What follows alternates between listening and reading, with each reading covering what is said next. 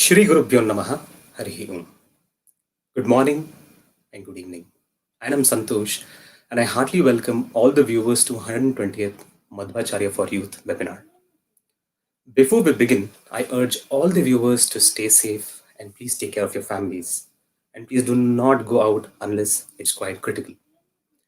Considering the situation of COVID, today's topic can give us powerful insights into the realm of physical and mental healing through the lens of our Shastras.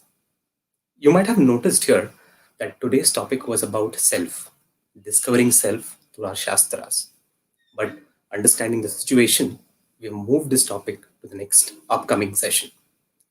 We as a group, we thought how much it's quite important to talk about powerful healing. Our Shastras have given us powerful access to deal with any adverse situation. And I'm sure following these three steps, and I'm sure we can get through this pandemic with all positivity. So, with that, let's welcome our today's speaker, Mr. Sundar Madakshira. Sundar works at Adobe as marketing head and also has been an active spiritual seeker, and he has been mentored by Shri Prabhanjanacharya and Srikantachar Bayari. With this introduction, let's begin our session.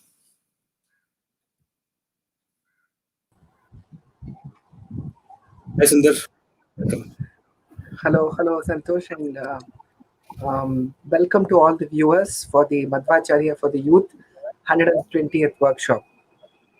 And I think you set the background very well about the situation in which we are having this workshop.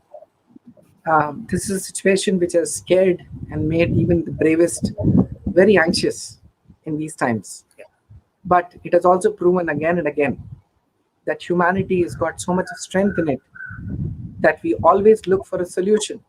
We are not getting bogged down by the situation. So our real call out to all the wonderful work that's being done by the government, by the healthcare workers, by the army and the Air Force, as they're working 24/7 is a misnomer, because I think they're working for many, many more, much longer than even that, to ensure that medicines, oxygen, medical facilities, everything is available to the people.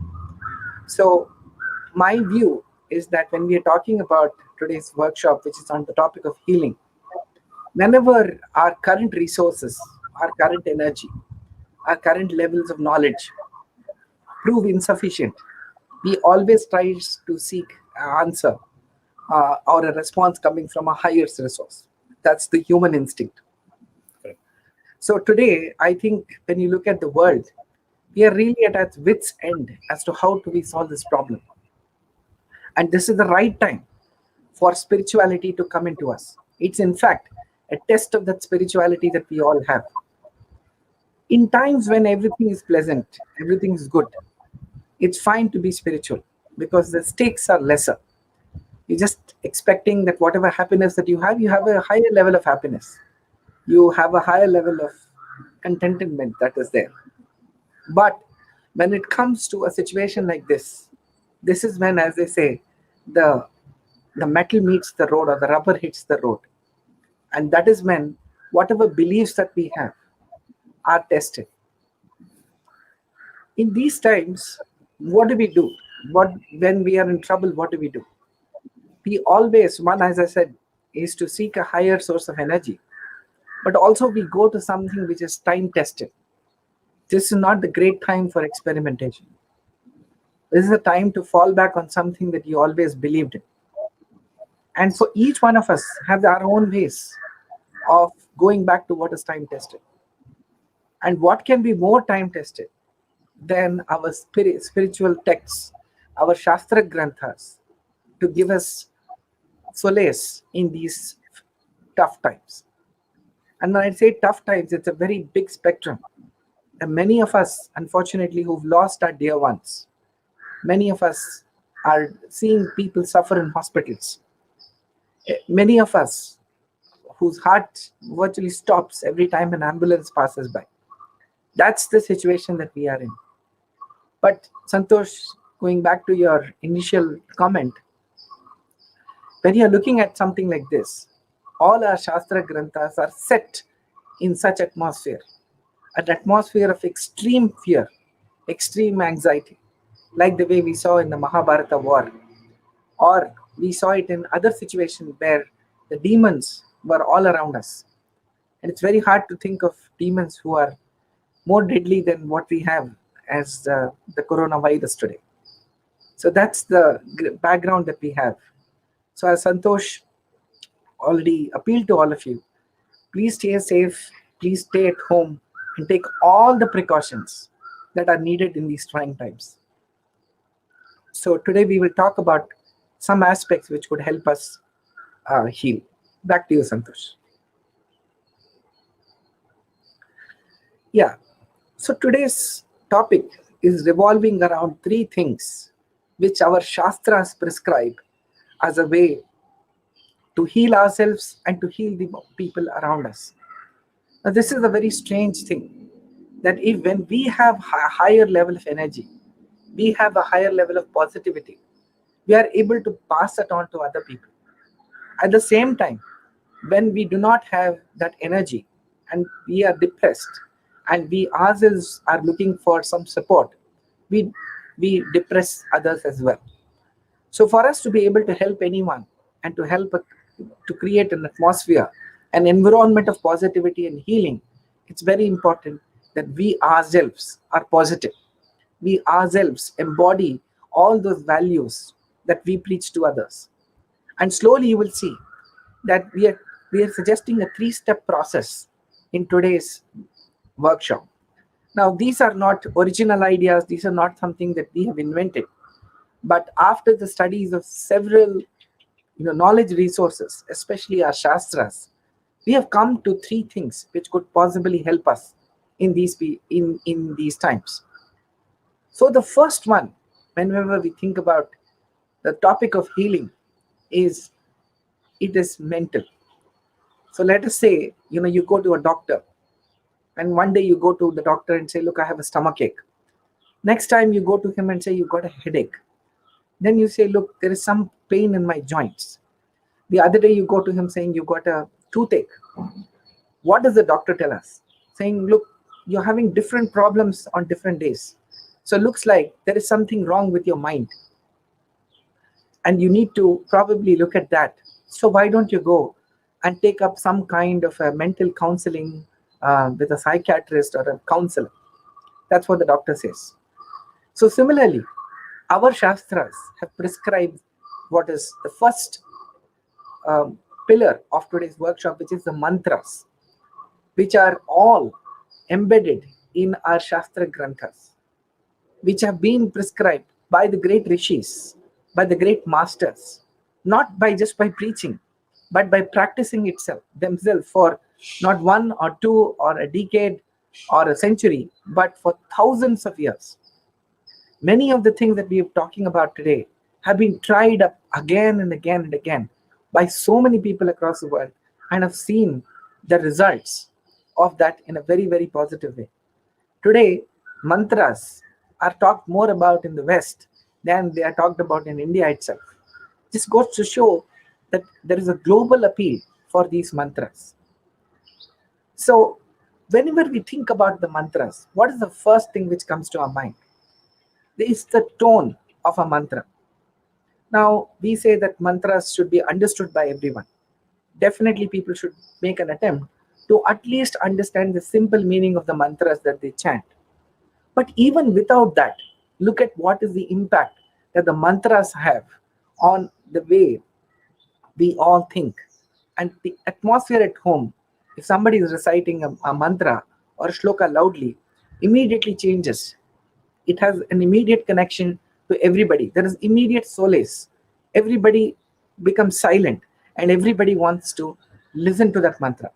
So mantras have a very clear tonal quality, which is itself capable of bringing us to focus, calming our mind, and giving us that positive energy. Whenever we go to a temple, we hear the mantras, immediately our mind gets riveted to the mantras even before we have entered the temple, and we feel a very different environment around us. Why? How does this happen?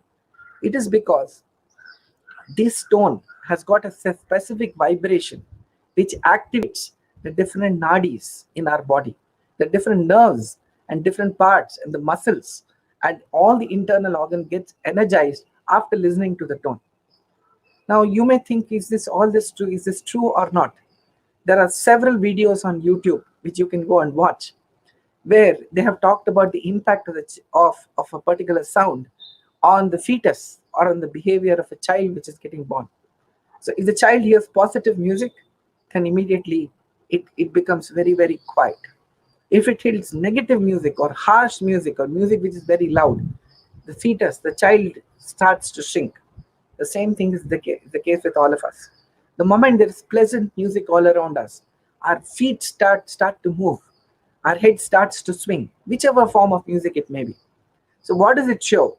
That these sound waves have a way of energizing us and making us think in a particular way.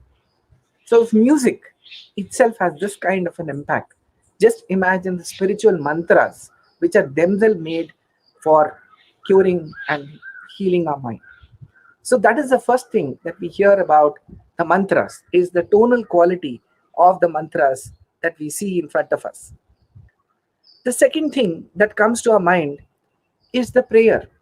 When the mantras are not just sounds, some vague sounds, they're actually, it's a prayer which is meant to ensure that we are connecting to a higher source.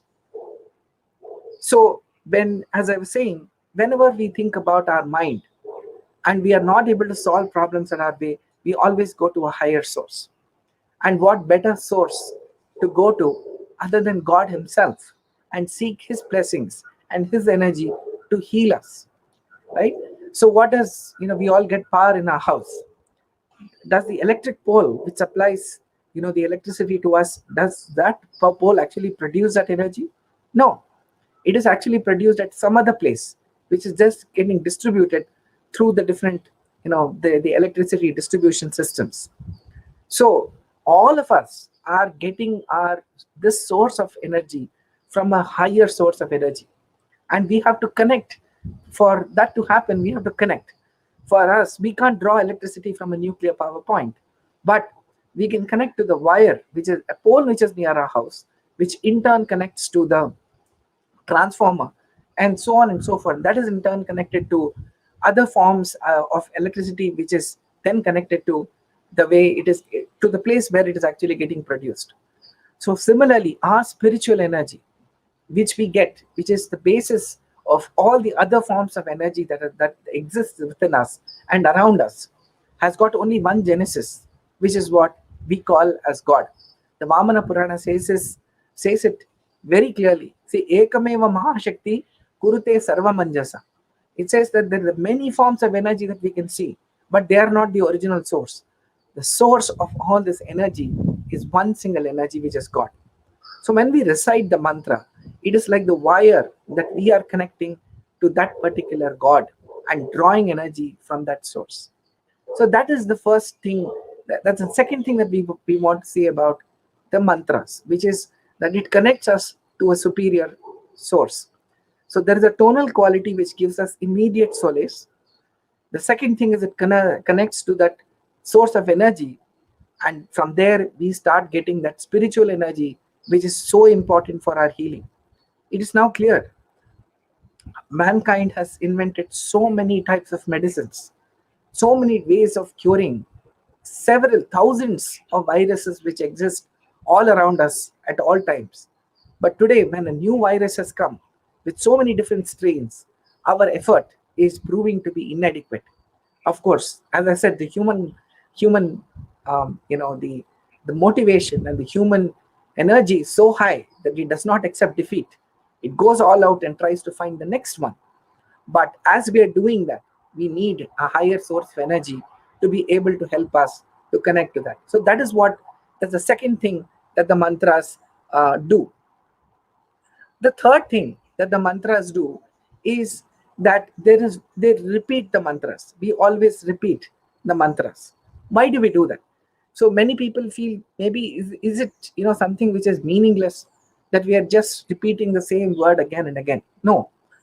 In our scriptures, repeating anything without meaning is called punarukti. Means you're saying the same thing over and over again, maybe because there's a spelling mistake in a book. The repetition of a mantra to be done repeatedly is not to it's not a mistake, or not that something has got stuck and we have to say it again and again to feel that power. Every time that we repeat a mantra, we get fresh energy. It is not the same energy that we get, and it becomes drudha, or it becomes firm in our mind when we repeat it. Now, the other benefit of the repetition is the human mind gets distracted very easily. It's a common challenge for anybody. In Bhagavad Gita, Arjuna, who is the epitome of concentration, who is the epitome of knowledge himself, says Chanchalam hi mana Krishna. My mind is becoming Chanchala. He is the same person who actually is known for his concentration in the Mahabharata, as we all know. But he himself is facing this anxiety. He himself is facing this situation when he is not able to focus on what he should be doing. So, what about us who are much lesser mortals than Arjuna? And we are bound to face this challenge all the time. So, therefore, we have to do something when we are getting distracted. The best way to get our focus is to focus on the same thing again and again. And that is why we repeat. So, we repeat for two reasons. One, we want it to be our mind to be fixed on that. The second thing is that every time we repeat, we get into a higher level of energy. And repetition also makes it a habit.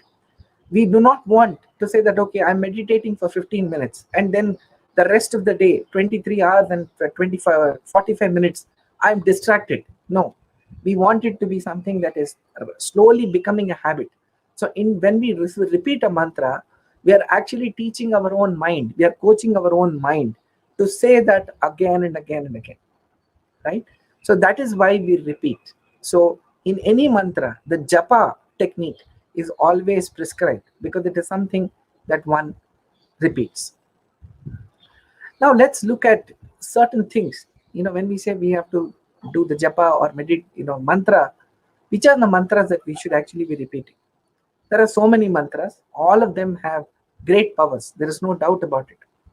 But the greatest sources of energy are the Vedas, the scriptures, which have been there since time immemorial.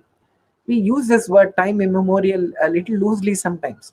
Anything that is old, we say it's time immemorial. No, there is a dating. Mahabharata is dated. We know when the Mahabharata war happened. Ramayana is dated because we know when the Ramayana story really happened. It is itihasa. But when we look at the Vedas, it never got created. It is apaurishaya. That means it always existed. And the great rishis had the radar to be able to catch these mantras. That is why they are called the drishtarar, the drishtas, because they actually saw this, caught it, and for our benefit, they have written it in the form of the text. Even the written form of the Vedas have come in only of late. It is always spread by word of mouth. So can you believe it is so powerful that for time immemorial, it has been passed from one generation to the other generation without there being a text. And even today, we find that it is absolutely accurate. If you look at two books, yes, there may be some printing mistakes, etc., that can creep in. But otherwise, the basic text of the Vedas is uniform, and everybody recites it uniformly. But now the Vedas are Ananta, that means infinite Vedas. What we see today are only very, very small parts of that Veda. So when something like this is happening, how do we now pick up within that Veda what should we be looking at? So the Vedas are infinite, but we pick up the most important part of Vedas, which is the Gayatri Mantra itself. Veda Mata to Gayatri. So it says that it's the most central part of the Vedas is nothing but the Gayatri Mantra. And there is a specific way in which that has to be recited. There are several fruits of reciting the Gayatri Mantra. But what is the most important fruit, and what more do we need than that today? Which is when we recite the mantra, it says that keep my mind alert, take my mind to the right, in the right direction. That is most important, because if your mind is not working right, even with all the solutions that are there in front of you, if the mind does not go in that direction, then you will lose it. It happens to us several times.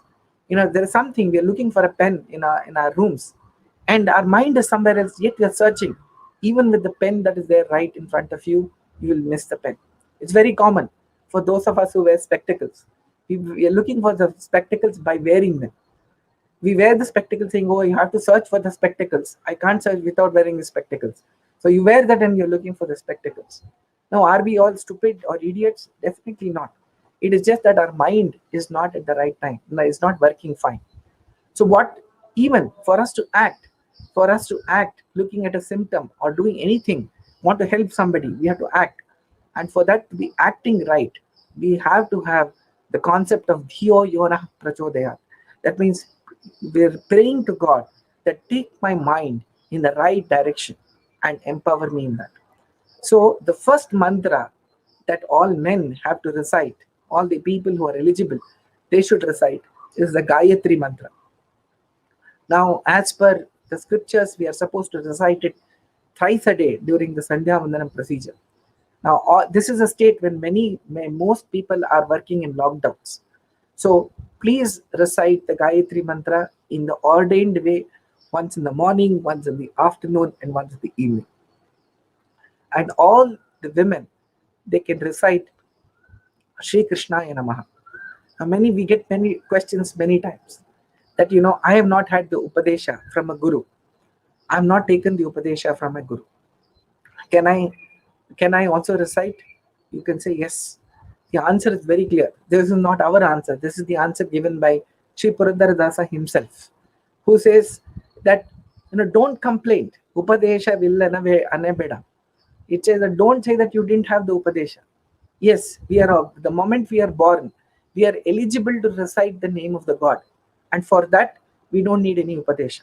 Yes, when an opportunity provides itself and when we meet an enlightened Guru, we can definitely take the Upadesha. But let that not be the reason why we are not reciting God's name, which is Sri Krishnaya Namaha.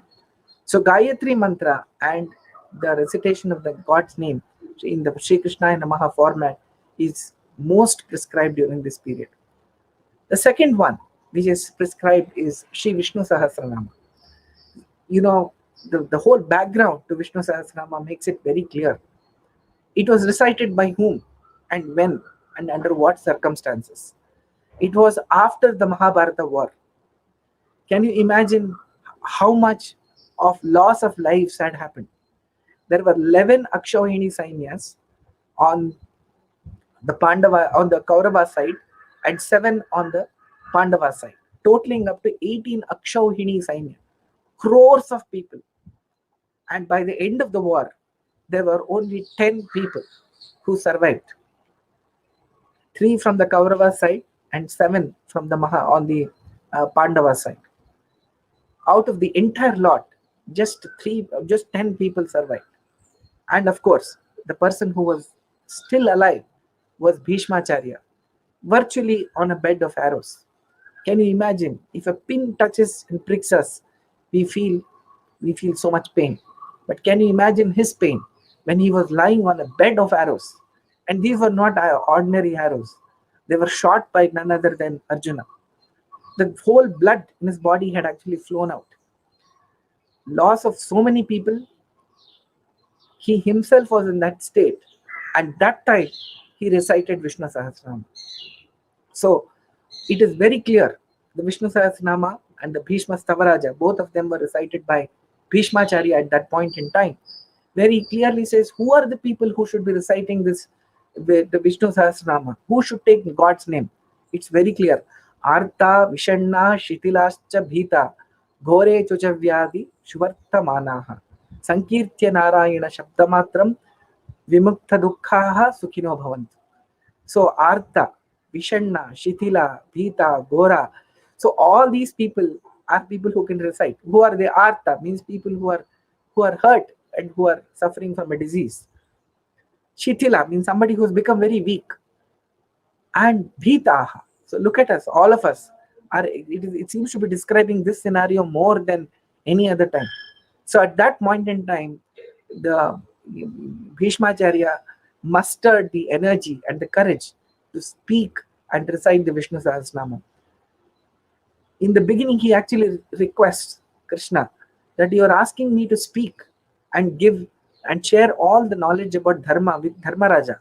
But I am not able to do that. I have no energy left in my body. How will I even speak? And it's Krishna who says that Bhishma, don't worry. I will give you the energy to be able to even recite this.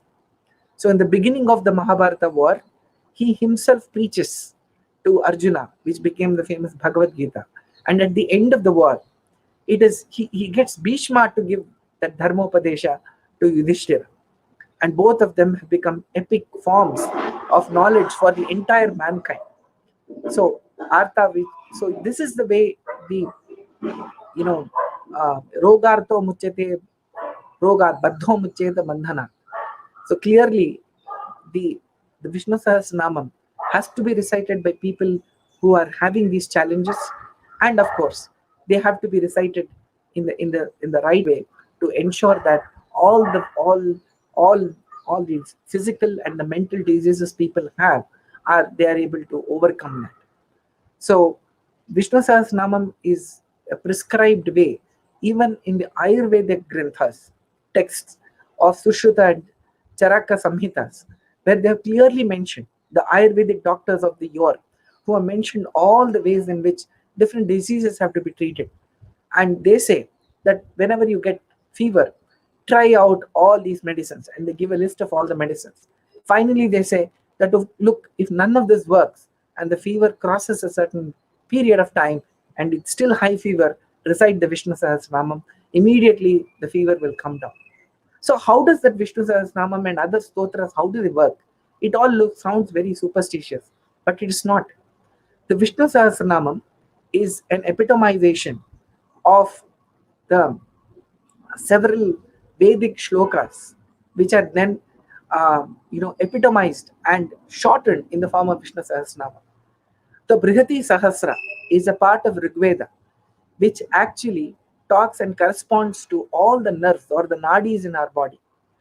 And each one of them then get epitomized into the Vishnu Sahasranama. So reciting of Vishnu Sahasranamam is equivalent to actually reciting the Brihati Sahasra of of the Brihati Sahasra of the Rigveda part, and that activates the nerves and the nadis of every part of our body.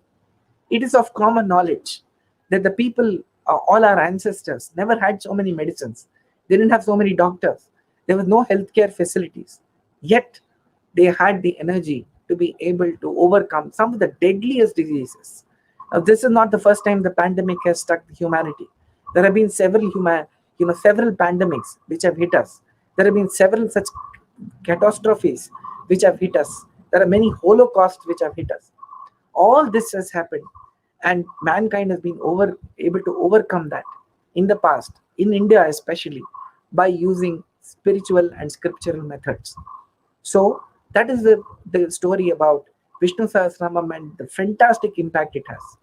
Now, I would say that along with the Gayatri Mantra and recitation of Sri Krishnaya Namaha, the other thing that you should do is reciting Vishnu Sahasranama. Now, there is another thing which is very common in the Madhva community, which is about Sri Harivaisti.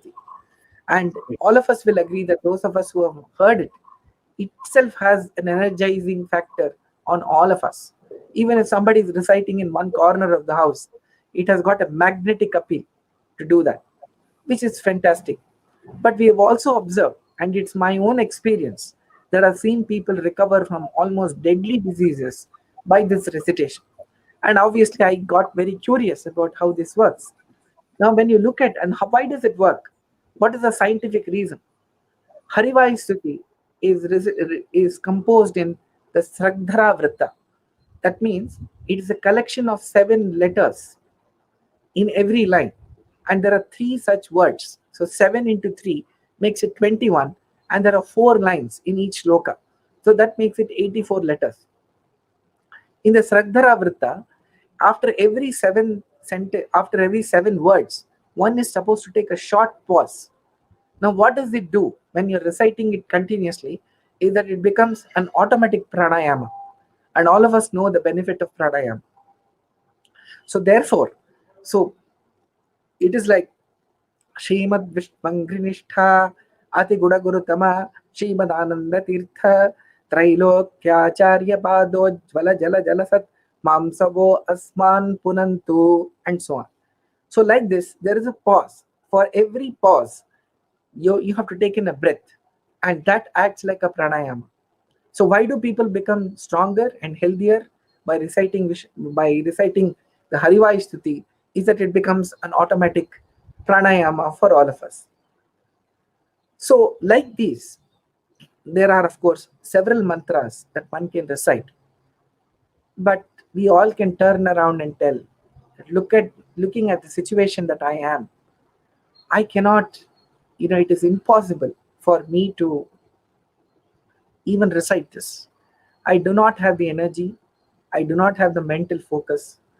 It has led to a deep depression in me. I'm not able to do anything. So, in such situations, what should one do? When one can neither recite Gayatri Mantra nor recite anything else, even that the Shastras have a beautiful solution, which is they just say, if you can't think of anything, just recite three names of the Lord: Achyutaya Namaha, Anantaya Namaha, Govindaya Namaha. Achyutaya Namaha, Anantaya Namaha, Govindaya Namaha. Achyutaya Namaha, Anantaya Namaha, Govindaya Namaha. Just the recitation of these 3 words, Achyutaya Namaha, Anantaya Namaha, Govindaya Namaha. It is a extremely succinct form of the Vishnu Sahasranama itself. And if you just recite these 3 names, it is proven again. And this is not something that is said just from it has got its genesis in the scriptures. Achyutananta Govindebhyo Namocharana me Bheshajat Nashyanti Sakala Rogaha Satyam Satyam Vadamyaham. This is a shloka from Padma Purana, which Madhvacharya mentions in the Krishnamrita Mahanama. Again, a great proof that if you can't do anything, you can at least recite these 3 names. Some people may say, look, I can't even recite. Then even thinking about these names in your mind gives you a tremendous amount of energy and healing power to do this. So that is the first part that we wanted to cover, which is on mantras. The next one is on meditation. Again, we have had a specific session on meditation, and I would encourage you to go and see that. Santosh will be posting on the comment section the YouTube link, which is meant to take you to a workshop that we did on Ananda Dhyana Kriya, where a learned guru had come, and he actually taught us how do you practice the process of meditation as subscribed and prescribed in the Vaishnava way. So I would urge you to go and uh, look at that workshop. There was a demo, and there were people who actually practiced it in front of that. So you can see that and learn that methodology and use the same video to repeat it over and over again. But when you are doing meditation, what really happens is that it prepares the mind to think creatively. Whenever you're thinking about something hard, what do we do? Typically, what do we do? Let's say you're working on your machine, you're trying to do some major coding, and suddenly you are not able to focus. You say, look, I think I've worked on it for too long. I just have to leave it for some time and go away somewhere. So today is not the time that you can leave your home and go away somewhere to some hill or some holiday resort. Can't do any of that. So what do you do? What you do is you sit together and do contemplate on a meditation. So it immediately, whichever form of meditation that you use, immediately makes you think creatively. It calms your mind. Today it has been proven by research that your mind cannot be put to total rest. Your mind will never go to rest. Why is it not possible? Because your mind is always thinking about what next. It is trying to think about the past, or it's going to the future. It will never be in the present. That is how our brain is created. Why? Because we are always anxious about what's going to happen in the past, happen in the future, and we want to learn lessons from our past. See, that time this happened, so therefore you should be careful. Last time I did not wear a helmet, I fell off from my bike and I had an accident. So therefore, what you're trying to do is to look at your past and try to create something about your future. So look, in my last meeting, review meeting, this happened. So I should avoid it. So what should I do in my next meeting? What should I do for tomorrow? Your mind is always going from past to the future and back and forth, back and forth. It's very difficult to keep it in the present. It is impossible. It has been proven. But what you can do is to slow down your mind and get it to think in the right direction, right? So that is the process of meditation. It slows your brain and mind a little bit so that you can think and take cognizance of all that's happening around you instead of getting so anxious about it. So our request is that in these times, more than any other time, please ensure that no matter what the pulls and pressures are, please meditate at least for 15 minutes in the morning and 15 minutes in the evening. Now, all of us people say, "Oh, I don't have time. I've become more busy." Yes, there is no doubt that we have all become very busy during this pandemic. But what is important is at this time, make time for things which are important. Being busy 24 bar 7 doesn't give us any pleasure. It's only making us more anxious. So switch off your phone, switch off your mobile, switch off your all the distraction, all the digital distractions, switch on all the video calls that you are required to be on, switch off your phone, put it on silent mode for 15 minutes and just focus on calming yourself down. Whichever form of meditation that you use is fine, but we have proposed that form of meditation called Ananda Dhyana Kriya, which is something which all our gurus, including Sri Raghavendra Swamiji, has prescribed in the way meditation has to be done. So please follow that method and ensure that you're meditating 15 to 20 minutes at least every day. Now, the key word is every day.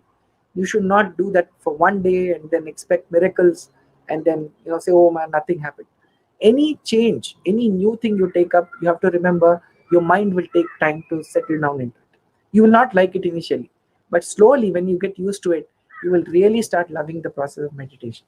I'm sure all of you meditate in one format or the other, but it will be great if you can also meditate specifically at this time. If you're not doing it, please do it. If you're doing it very well, please do it every day and continue that practice.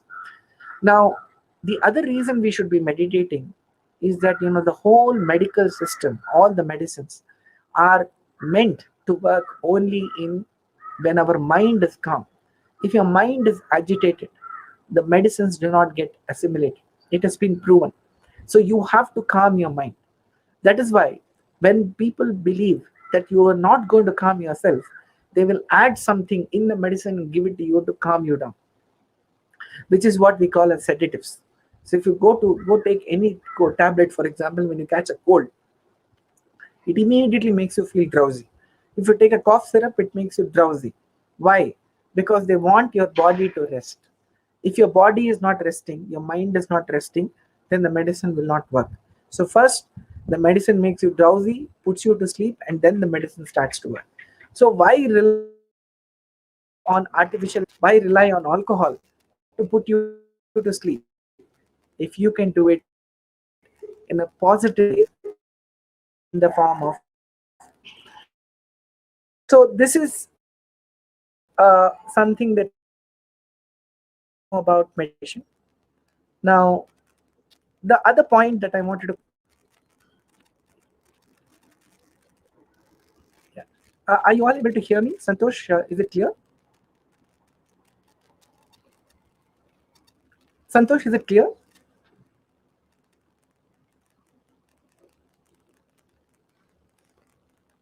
Am I audible, Santosh?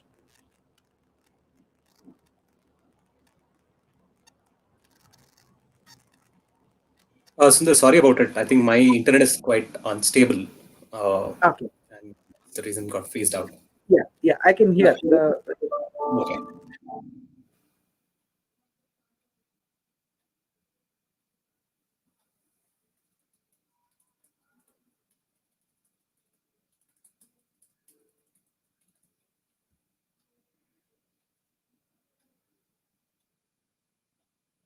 Hi viewers, I think Sundar has got dropped twice. I think his internet is quite unstable. Even my internet is quite unstable today. Sorry about that. I think we will just get you back in uh, next 30 seconds. Please bear with us. We will just get back to you guys in next 30 seconds.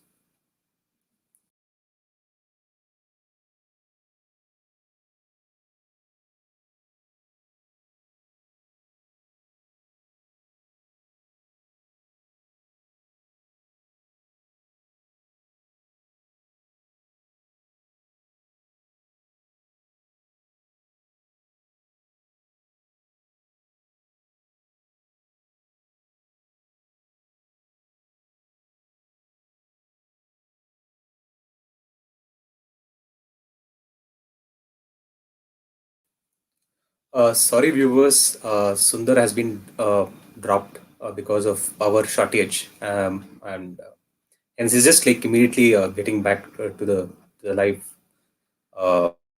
webinar in next 30s within under a minute. Please bear with us. We'll be back in next 1 minute. Sorry about it.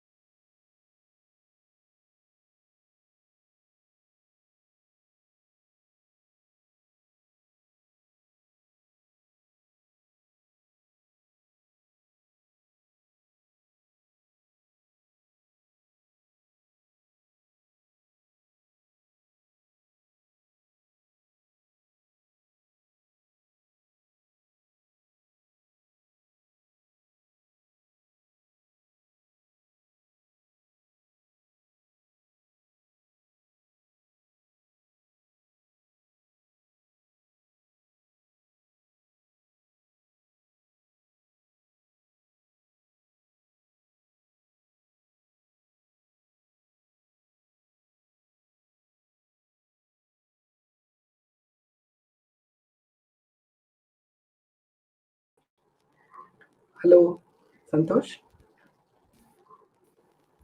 Hi, Sundar. Yeah, my Is it apologies. audible? Yeah, can you hear me all right? Yes, yes, Sundar. Please Yeah, carry on. sorry. And my apologies to everybody.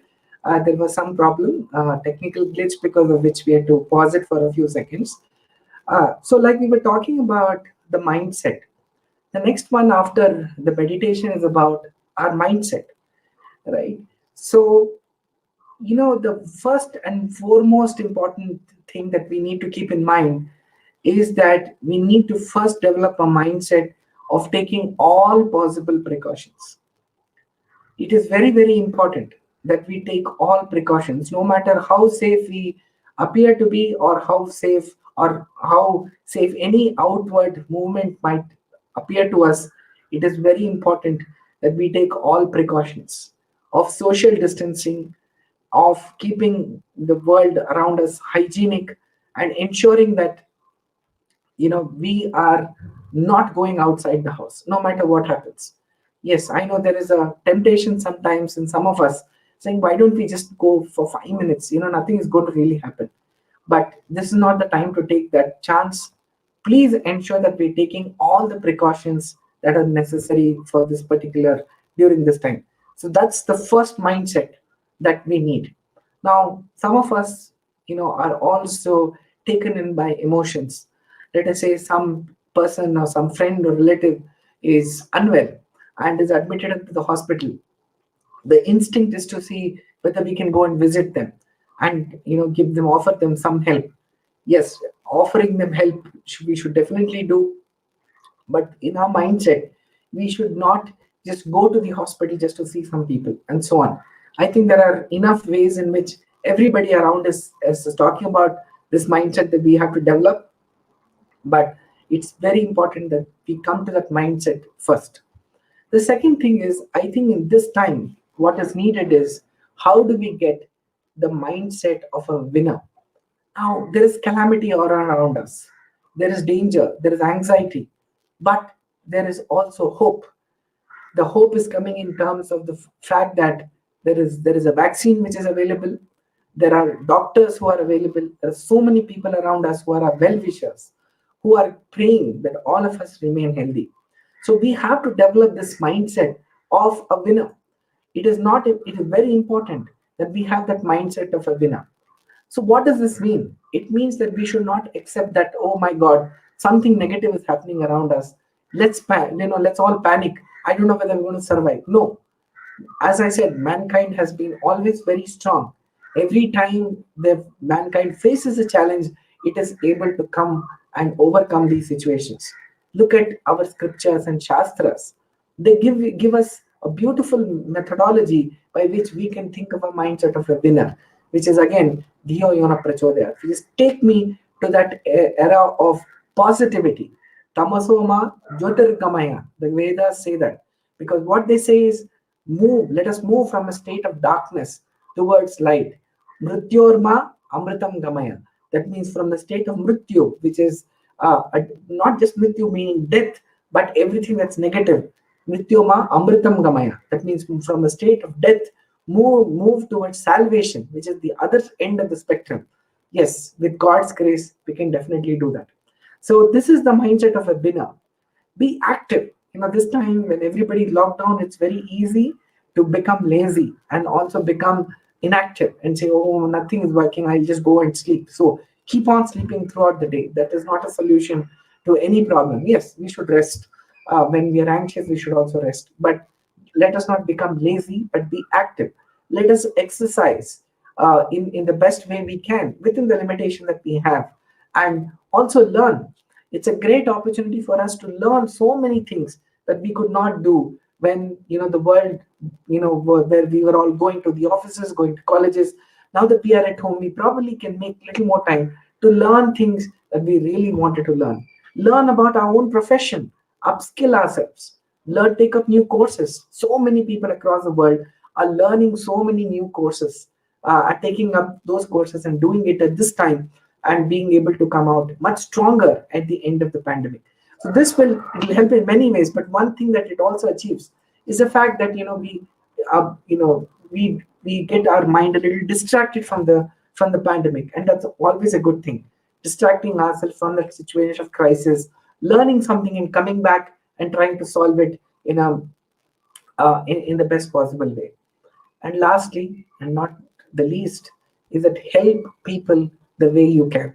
I think that leads to a lot of blessings, and the great energy that you get because you've helped someone else is unparalleled.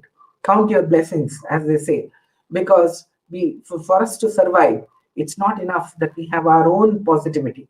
We need positivity coming from others as well. So please help in any way you can. You've helped somebody find a doctor, you've helped somebody find an oxygen cylinder, you've helped somebody with some monetary help, you've helped people with food. Whatever you can, please do help. Of course, very importantly, doing all this within the safety of yourself, and not going out and trying to do something which you're probably not geared up for. That is why the value of all those people who are really fighting and working even in this environment to ensure that we all are safe is tremendous. I had the opportunity to visit a healthcare center for vaccination of an elderly person in my family, and I could see very young people, aged 18, 20, 21, 22 years, medical interns, who are working in these healthcare centers, putting their own life at risk just so that people can be vaccinated and people are given the right amount of medical attention. Can you imagine lakhs of people, maybe crores of people across the world today are battling it out, putting their own lives in danger to help others? What can purely this cannot be for any monetary gains. It is being done because they have a sense of service. So similarly, any one of us who can help in any way, we definitely we should do that. Now, one says, okay, I can't do anything. I myself am so helpless. What do we do? In that scenario, I think what you can do is to pray for others.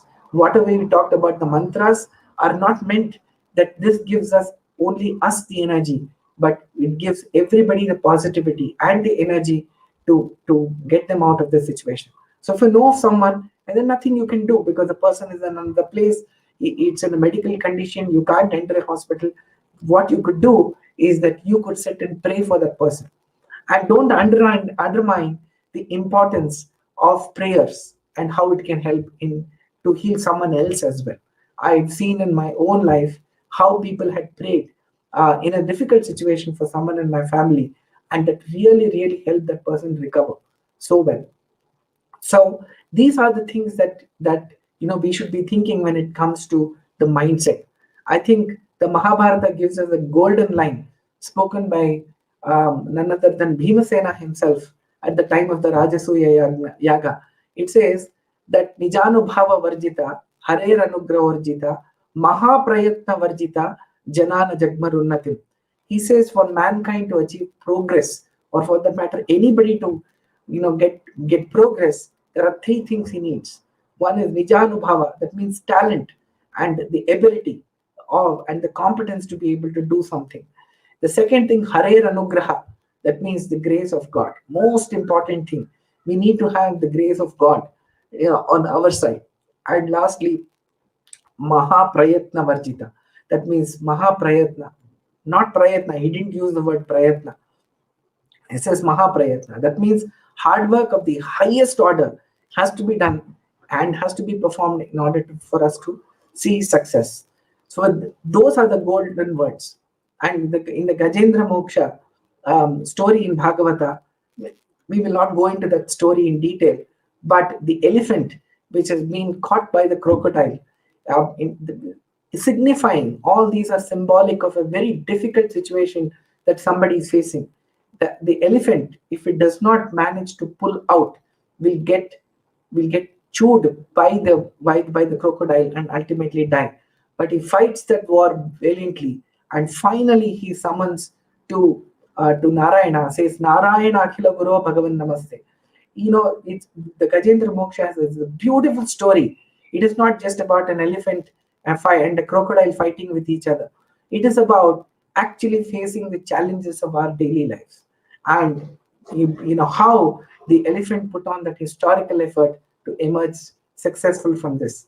So with these three things, if one steps back, these three things, the recitation of the mantras and meditating on them, and then finally looking at developing the right mindset that yes, we are in a difficult situation, no doubt, but we will emerge successful in this environment. This, we believe, are the three most powerful ways of healing ourselves and everybody around us. So, with these words, I will take a pause and we will take questions and from the audience.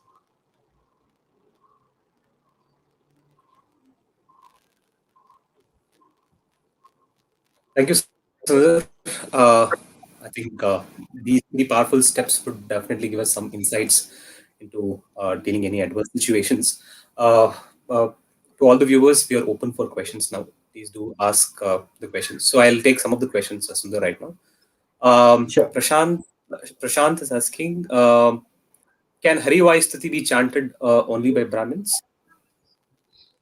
Yeah, so Harivaisti is typically chanted after the Upadesha or something that a guru has to teach you.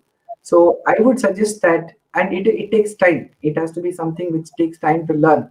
So I would suggest that people who are not eligible to recite that, they listen to the Harivaisti. Everybody has the eligibility to listen to the Harivaisti.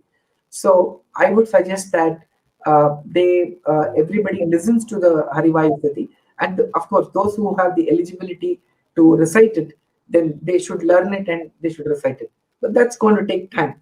It takes anywhere between 3 to 6 months to do so. So I would suggest that using the electronic medium, they can listen to this every day. And Harivaisti also can be played at home so that everybody at home can listen to this. Of course, only to the people who are really interested, should not be disturbing people in case they are not. But that is something that they can decide. Now, there is another thing called the Madhvanama, which is the equivalent of Harivaisti. That can be recited by anybody and everybody. And it is in Kannada. It is easy to pick up as well. Again, recordings of all these things are available in the electronic format. The text is also available in PDFs. You can just keep it, and if you recite it, if you sing along even for 4 or 5 days, you by the sixth or seventh day you will have actually learned it by heart. Correct. Thanks for that question, Prashant. And moving on, Ramachandra Rajkumar asks another question is, can women recite Vishnu Sahasranam? Yes, I think this has been clarified by Shri Vishweshatita Swamiji in our 75th workshop, if I remember correctly. He was there and he graced the occasion, and there was a question that was put to him, which he has very comprehensively clarified that women can recite Vishnu Sahasranam.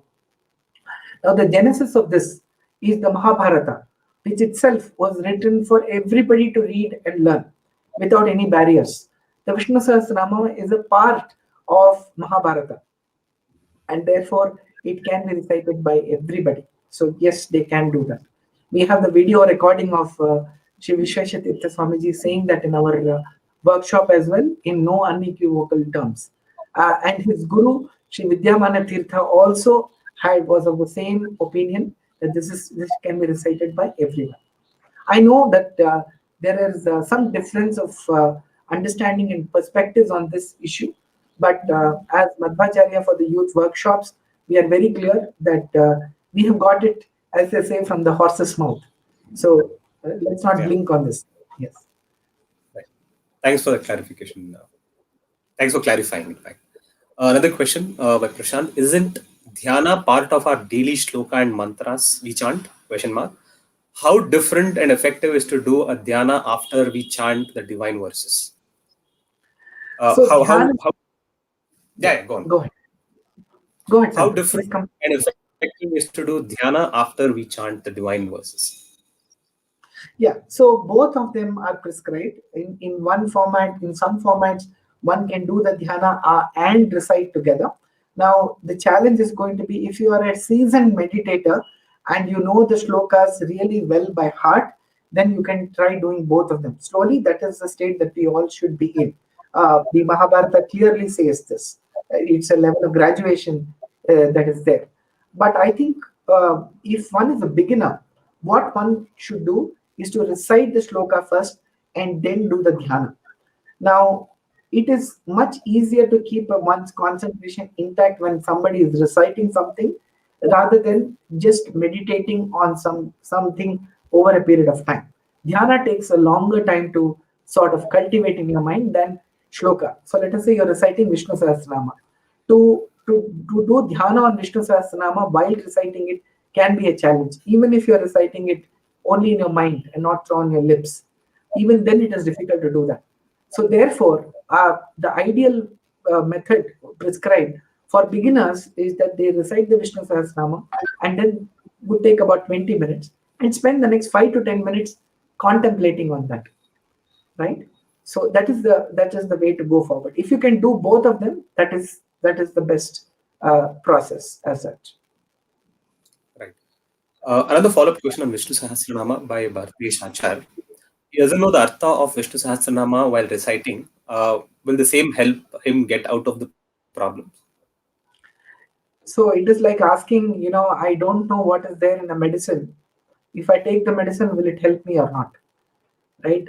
Yes. So the short answer to your question, Bharatisha, is that yes, it will give you the impact whether you know it or not. But as if you are somebody who's interested and who wants to go deep into that understanding, then you should make an effort to understand what it is. Because while the Vishnu Sahasranamam itself is very great, and each word or each name in Vishnu Sahasranama has 100 meanings, minimum, as a minimum. Nirantara Shatartakam, as the Madhvacharya himself has said. So, thinking about 1,000 into 100 names is 100,000 names, which is 1 lakh meanings. It's 1,008 into 100. So, one may not be able to comprehend all the meanings and immediately get that to your mind. So, one should make an attempt to know some of at least a few words, meanings of certain words, where it is not very evident what that word means, right? So, for example, Pushkaraksha is something which means somebody who has the eyes of a lotus. So, this is something that people who probably know Sanskrit even to basic extent will get it. But some words, we don't know what is the meaning of that. So, for those words, you can learn the meaning. But whether you learn the meaning or don't learn the meaning, Vishnu Sahasranamam has the effect. It has been proven. We teach Vishnu Sahasranama to children at very, very young age. They don't know how to, what it means. But as they grow old, they can probably learn the meaning of that slowly. So first thing is learning it by heart, learning the correct pronunciation with the diction is very important. Because when we are reciting, especially when we have a shorter time, they just sort of say that very fast. And the words can get a little jumbled. So my request is please learn the Vishnu Sahasranamam properly and then recite it over a period of time. But make an attempt to understand the context in which it was recited and the meanings of certain or at least some of these names. That will help you focus even more. Right. Another question from Dwarka. He says he does Nitya Taratamya Puja, Japa, Nitya Pata, and Pravachana in his routine. But the thing is, practically, he's not able to perform all three. Uh, he's asking, please advise. I'm guessing like in his schedule, he's not able to like do all the three. Uh, Yeah, I think he's feeling yeah, yeah. All three of sort of them left. are, yeah, all the three karmas are something which are ordained. So my advice to him would be to shorten the length of each one of them and still try to do all three of them. Because all these three things have to be done every day for your own spiritual advancement. People have asked us this question: is everything compulsory? Our answer is clear. Nothing is compulsory for people anyways. What it is compulsory only for people who are interested in sadhana. So therefore it is not compulsory for everyone. We say that, right? In studying mathematics is compulsory for engineering students.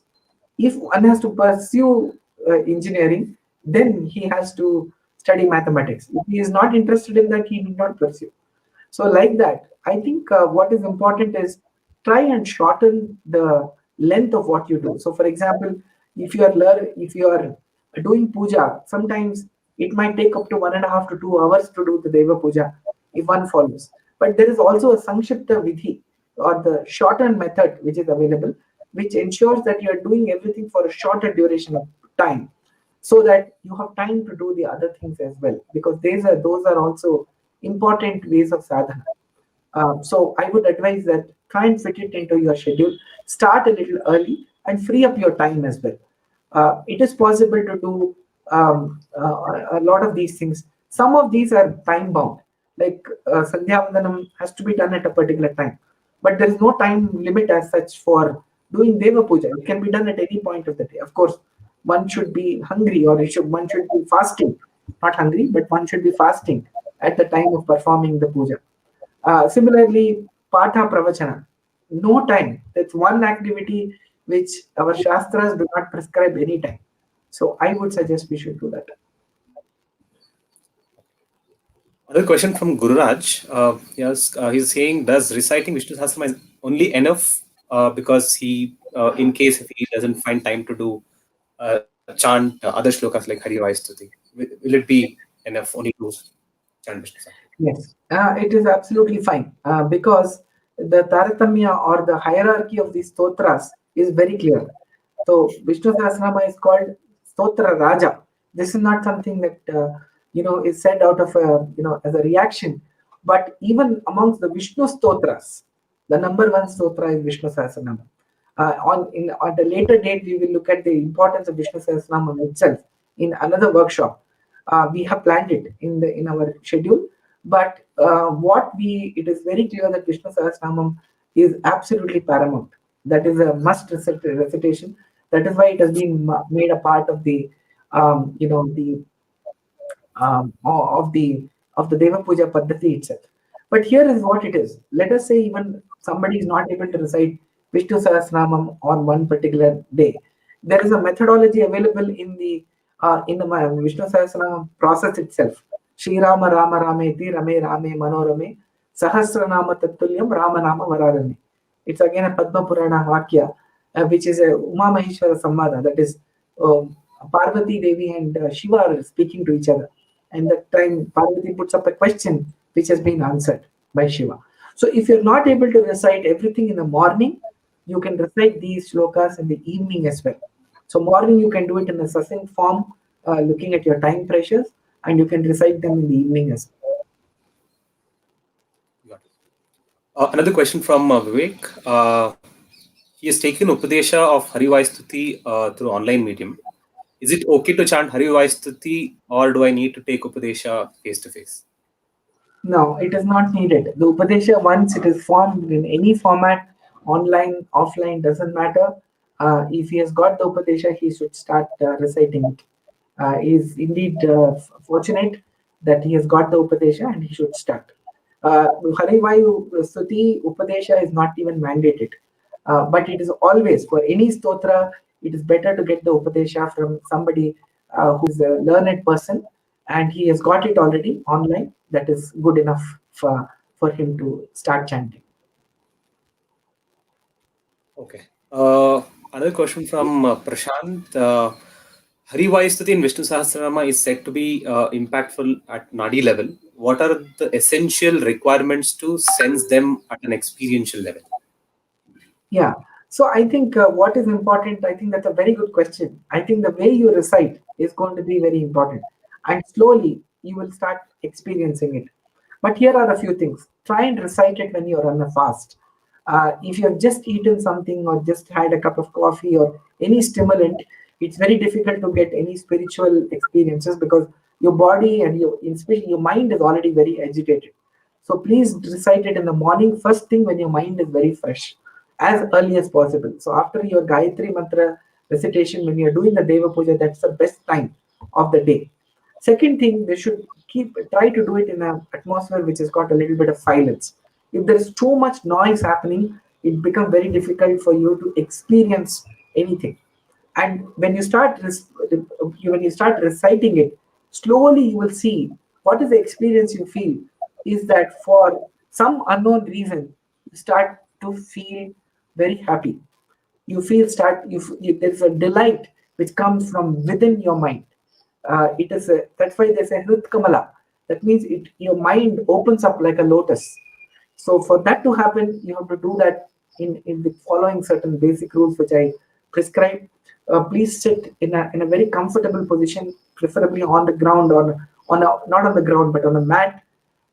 Sit in a relaxed position, staying outside of any distraction that is there, like a phone or anything like that. Tell people at home that you are focusing on this and nobody should disturb you.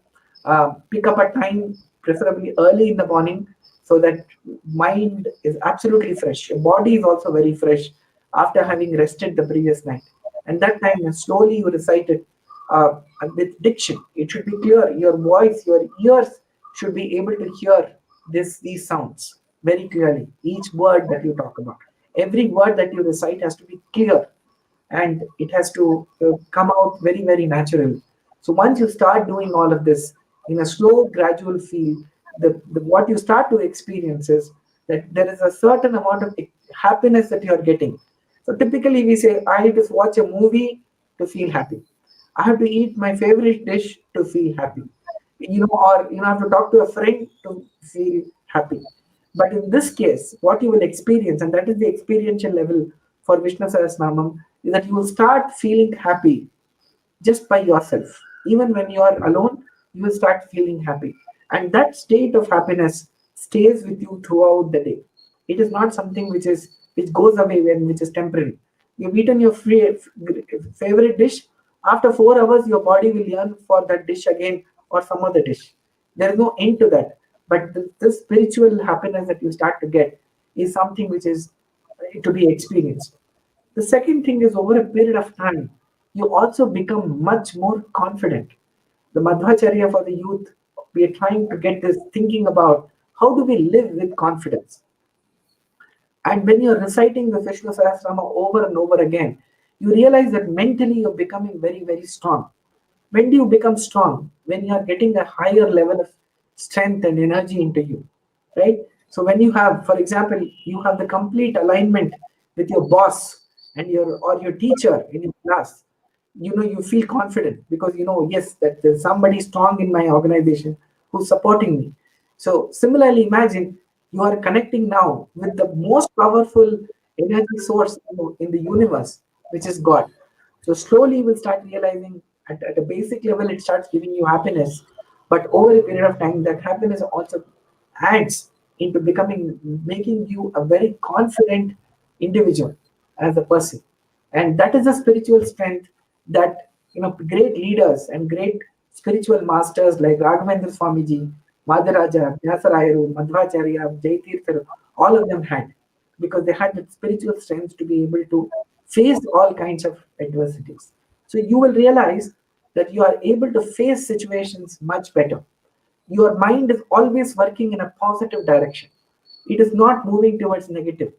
If you see some people, they're always sarcastic, they're always cynical. They're doing like that because they don't have the energy. And spiritual energy and spiritual strength is the highest level of strength that you can think of. And imagine all that is getting generated in your own mind.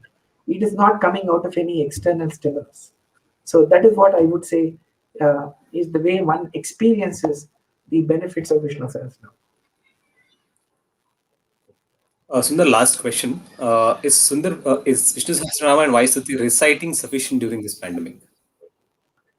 Sorry, I is Is Vishnu Sahasranama and Vaishuti reciting is sufficient during this pandemic? absolutely. I think so. We talked about those three steps. All three steps are important. So, for example, reciting Vishnu Sahasranam and not practicing social distancing is not done. Clearly, I think it's important to follow the rules and to follow what is in our said in our own protection and in our own good. So we should follow that. I think whatever the government is mandating, what everybody is mandating, the doctors are mandating, we should follow that. There is absolutely no compromise on that, whether or not we recite anything else, because all that comes under the thing of common sense.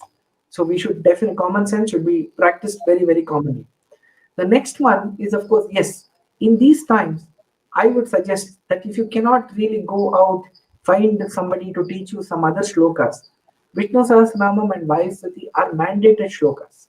They are available to us, and they have proven again and again to provide, and that they provide, the necessary energy, the necessary strength, and the curative and healing capabilities. It has been proven over and over again. So instead of looking for some new shloka every day, I think we should go by what our scriptures say. And they say in no uncertain terms that Vishnu Sahasranamam and the Harivaisti are some of the greatest mantras and shlokas that one should recite. So I would suggest that should be continued, and definitely that is more than enough for to give us the kind of protection. Thanks, Sundar. And due to time constraint, we'll pick up all these questions from the description column and answer them separately after this session. And do you want to take a few more questions, Sundar? Yeah, I'm fine. I know it is we have overshot, and if Short people by. are able to continue, they may leave. But thanks to everybody to have come here. But we can definitely take a few more questions. Right. Okay. So there is one more question. Is there a is there a Madhva way to raise Kundalini Shakti or internal yoga so that we do not have to go outside the system? Yeah, so there is the yoga, the Ananda Dhyana Kriya that we have actually looked at. As I said, that is available. One can definitely look at that form of meditation. It is definitely meant to energize all the chakras. The methodology has been explained in detail. Santosh has conducted that workshop along with a guru. So please go through that and practice that methodology. It is something that the modern yoga system says, but it has got a lot of aspects which have been embellished by the learnings that we have got from several other granthas which talk about the topic of meditation. So definitely we should do that. So I would suggest you have a look at that and practice it. Definitely, it leads to a lot of energization of chakras. Right. Another question from no woman can women can't recite Narayana Sukta. It's Vedic mantra required after Yagnopavita. So which means he's asking like all the mantras to be Vedic mantras to be chanted after Upanayana. Yes, the first Vedic mantra that a person recites, that a boy recites as a Gayatri Mantra. So that is the entry. That's like the admission into the Vedic school. So when we say Upanayanam, it is the admission into the Vedic school. So we all wonder why do we celebrate Upanayanam on a and why is it a celebration even? The reason for that is just the way we rejoice when our child gets an admission into the a noted university, we all rejoice. So imagine our child is now getting a admission into the Vedic university. So it calls for an all-time high, celebration. So that is why Upanayanam is celebrated. It is not something which is done in secrecy, and people want to share the joy that their child has got admission into reciting the Vedas. So all Veda Suktas and all parts of Vedas have to be recited after the Upanayanam is done. We'll take a few more other questions probably after the session is over. We'll answer all these questions. So moving on. So the next workshops which are lined up is 30th May, which is Who Am I? So the topic which was supposed to happen today that has been pushed uh, on 30th May, and followed by 27th June, which is the purpose. What is the purpose? And what is the question of my existence? And all that. So 25th of July, so the other perspective on Aham Brahmasmi in Tattvamasi, and 29th August, the power of chanting, japa, dhyana, and tapas. So all these four interesting topics which are lined up in coming months. So please, note down your book your calendars, which is on 30th May, which is on Who Am I, which is supposed to happen today. Moving on, a request to all the participants that if you have any questions, if you want to become a volunteer with us, please do write into us at madhvacharya numerical 4 youth at gmail.com. We are also available on other social media channels, which is Facebook, LinkedIn, Instagram, and Twitter. The handle remains the same, which is Madhvacharya for Youth. Please do write into us if you have any questions, if you have any suggestions, if you want to become a volunteer with us.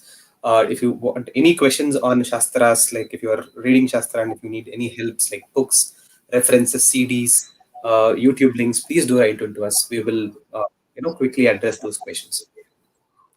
And finally, please do write into us on 30th May, which is a Sunday, 3:30 to 4:30. The topic would be Who Am I? So with this, Yeah, Santosh, I think there are a few more questions which are coming up very quickly. Can we take them now, or maybe for five, yeah, 10 minutes? we So can. one question that is there is that Vishnu or Sahasranama Stotra Mahamantrasya. Do kindly dwell on this. Yeah, so that is why the Vishnu Sahasranamam has got the status of Mahamantra. That means it is something which is, the the beauty of Vishnu Sahasranama.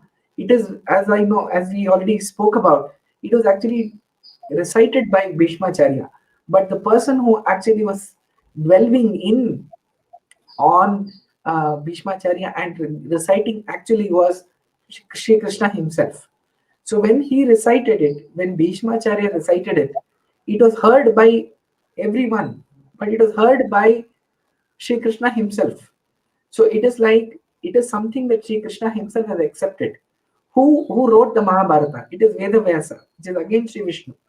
So it is recited by through Sri Krishna's grace in the presence of Sri Krishna and captured by Sri Vedavyasa.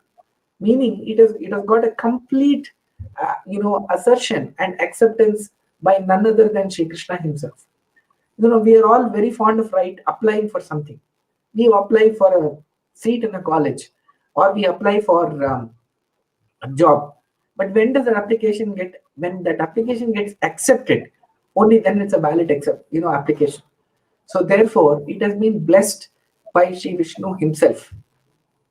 So Vishnu Sahasranam, of course, as we can talk about it for a very long time. But at this stage, if you want to know why it is called Mahamantra, it is because of this reason, that it has got absolute curative powers. It is something that has to be recited in the chanting format, which is not there for other Sahasranama. There are many other Sahasranamas. Vasudeva Sahasranama, again a part of the of Mahabharata itself. Shiva Sahasranama is there. Lakshmi Narasimha Sahasranama is there.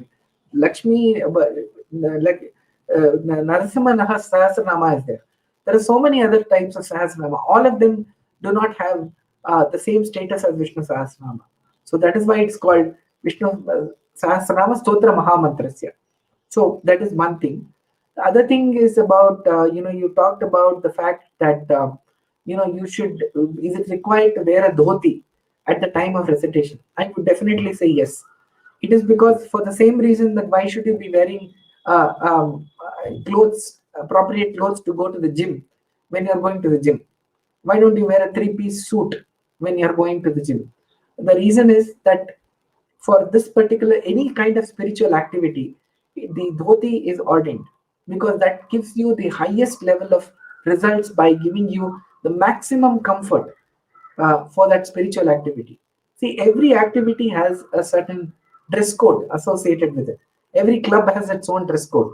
Going to the office, there is a dress code. It's maintained, right? You can't wear anything that you want to anything. That is more from a decorum perspective. Here, the dhoti is ordained because, as I had said earlier, the size and shape of our body changes throughout the day. It is not the same. We may think it's not the case, but it changes marginally. It is not very dramatic. But if you wear any other dress other than the dhoti and the sari, the reason those two are ordained is that they are all flexible of flexible length. So every time you tie it takes the shape of the body. So that is why it will be very convenient. That is why it is ordained. You will see the best results when you are wearing the dhoti and reciting the Vishnu Sahasranam, or for that matter, any spiritual activity. So let's look at it from that perspective and do what is right for that activity, rather than say why do I need to do this or why do I need to do that. What is best suited, what gives me the maximum result when I'm doing a certain activity is most important. Thanks, Sundar, for taking those questions. Uh, what Sridevi is asking for some kind of notification. Yes, Sridevi, we do send out emails a week prior to our workshops. Please watch out for those emails. If you have not registered with us, please do write into us so that we can update your email IDs. Also, you can drop in your number so we can add it into your our WhatsApp group as well, so that you'll be regularly notified, so that you can catch up with all our workshops. With this, thanks Sundar for your time, and I would really thank for all the viewers for taking some time and joining with us. So, and also I really thank all the volunteers of Madhvacharya for Youth for putting up such an amazing workshop so that it benefits all of us. And once again, I really request, please do practice these three powerful healing techniques, which is mantras, meditation, and mindset. All three aspects are quite important. Please do this. This video will always be up on our channel. Please do visit this video again if you have any clarification. Please do write into us. We'll be really available to reply back to you at the earliest time. And also, I was Sundar, I just wanted to share that there's a video on by Isha. They've created how temple works in a scientific way. like how temple recites Vishnu Sahasranama and other Vedic mantras, and how that vibration is actually kept inside the Garbhagudi. So the moment when someone actually visits, they actually receive these energies. And I'm sure this is how it is scientifically demonstrated in every temple across India. And we will put up that video on the chat box. Please do visit that scientific video which has been done by Isha. Yeah. So with this, thanks Sundar for your time, and thanks all the viewers and volunteers of Madhvacharya for you. So I would again re-emphasize, live with confidence, and please do follow these three healing powerful techniques. Yeah, thanks, Santosh. Just one last comment from my side is that the next workshop is on who am I? And all of us must be wondering what is this topic and what will it cover? It is actually to do with, um, it is something which talks about the Jiva Swarupa, or what is the nature of the soul. We always wonder, what am I? Who am I? Am I my name? Am I my parent's child? Am I the official position that I hold? Am I somebody's husband or somebody's wife or somebody's father, mother? What am I? What is my real identity? And that's a very important question that goes on in our mind again and again, because our identities change, everything changes. But as per the scriptures, who are we is a very interesting set of answers which we have captured from Brahma Sutras, Bhagavata, and many other scriptures. So we will be presenting that point of view about who am I. So please join us for that session. But till then, please stay safe and healthy. Thank you so much. Namaskar. Thank you.